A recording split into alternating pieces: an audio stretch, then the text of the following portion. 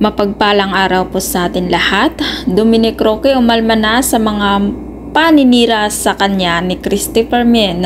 Binasag na ni Dominic Roque ang kanyang pananahimik sa mga isyong binabato sa kanya ni Christopher Min matapos ang breakup nila ni Bea Alonzo. At itinanggi ni Dominic ang malisyosong kumakalat tungkol sa kanya at may ilang politiko pa ang nadawit sa isyong ito. Tinundin na ng kampo ni Dominic Roque ang mga akusasyon na isinawalat ni Christopher Min sa kanyang blog.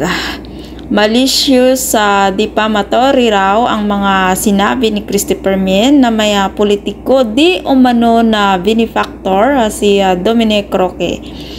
Ang politiko na ang may-ari daw ng tinutuluyan niyang condo unit. At nadawit daw si Dapitan City Mayor Bullet Halusos na matagal niya ng kaibigan na may-ari ng condo unit ng kanyang inuupahan.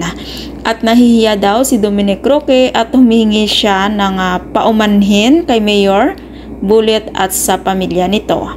At humingi rin ng paumanhin si Dominic Roque kaya dating congressman na Bong Suntay at pamilya nito na nagdulot ng pagdududa sa sexuality nito ng dating congressman.